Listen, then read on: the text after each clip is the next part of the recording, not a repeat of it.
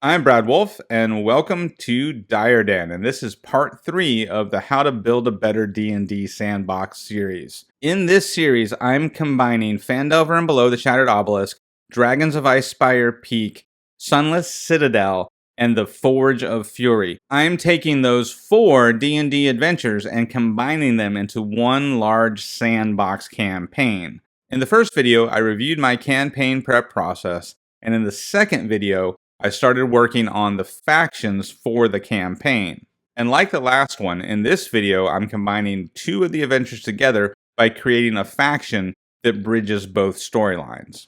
The footage you're about to see is not scripted, it's just me extemporaneously talking while I build my DM notes for the campaign. So let's take a look.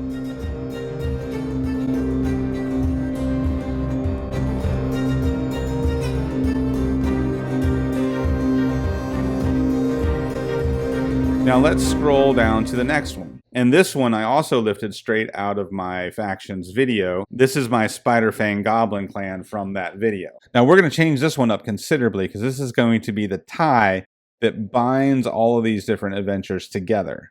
Now in the original Phandeler adventure, there are 2 wizards that are kind of the main bad guys. So I'm going to add them to this faction. So the first one is the Spider.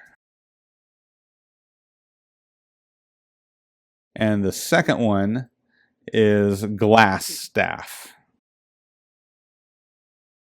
But in order to tie all these adventures together, I'm going to have the Spider and Glassstaff working with 2 other villains from Forge of Fury. That is Namira and Snurreven. Snurreven? I guess is how you say his name? Snurreven. And Snurreven is a Durgar. I think that's how you're supposed to say that. I don't know. Dark Dwarf, Grey Dwarf. There we go. Dwarger. Snurreven the Dwarger. Now in the adventure Forge of Fury, Namira is also a Dark Dwarf, but let's do something different with her. And we'll make her a Deep Gnome Priest. Because here's what I'm thinking. Glassstaff is a wizard, and the Spider is supposed to be a wizard too, but I want to make him a rogue, and you'll see why in just a minute. So I'm going to use the Elite Drow stat block for him. So he's going to be a more rogue-like character. So here's what I'm thinking. You have a rogue, a wizard, a priest, and a warrior who were all an adventuring party. And since then, they've become consumed with power. So this is an explanation for how all 4 of these villain characters, the 2 from Lost Mine of Phandelver and the 2 from Fury Forge, can all be connected. So this makes one big group of villains. So these 4 villains are all working together, and that allows us to have them all a part of one faction. Now this was originally built for my Spider Fang Goblins, but this is now the Cragmaw Goblins, and they don't use spiders, so we need to get rid of the Ettercap and the 2 different spiders on the list and replace them with wolves, because the Cragmaw Goblins use wolves. So we can put the Direwolf here as a brute, and we can put a Winter Wolf. Let me change the font color.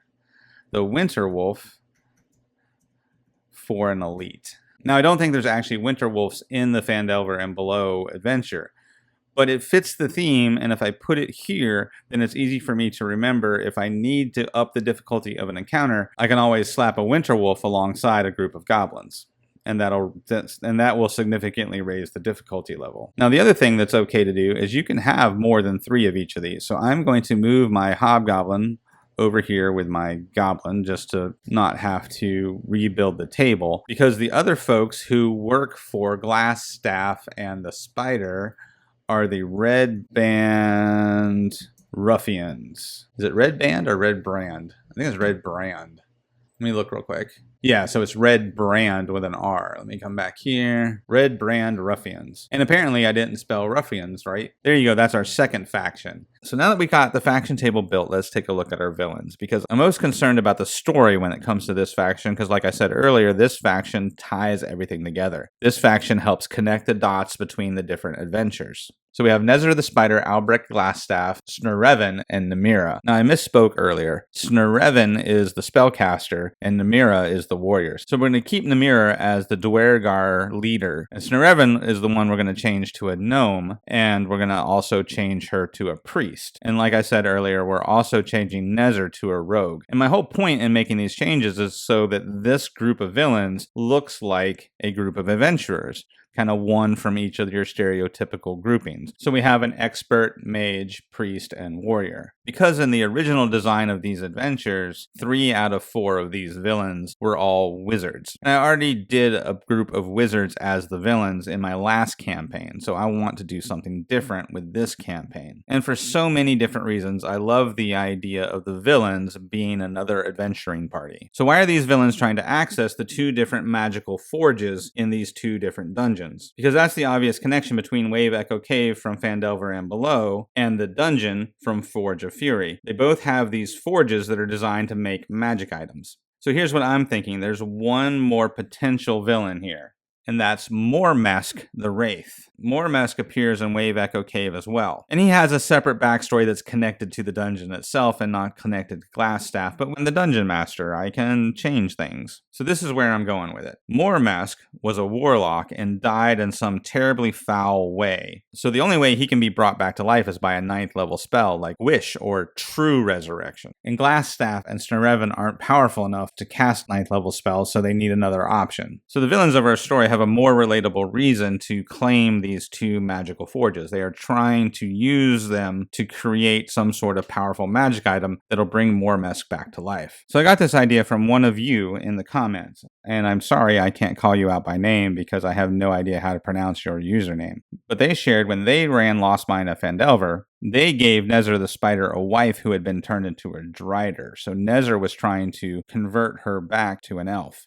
And that was his motivation for accessing the magical forge, that he was going to create some sort of item to use in the ritual that would restore his wife back to her original form. And I really liked that idea. But since I was connecting the villains from Forge of Fury and Pandelver and Below into this adventuring party, I wanted to make it more of a group objective.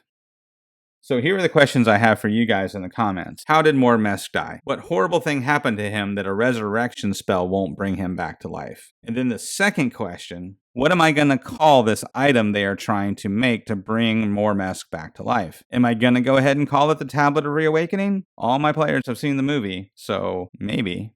Tell me what you think. So thanks again for watching, and I'll see you next time on the Dire Den.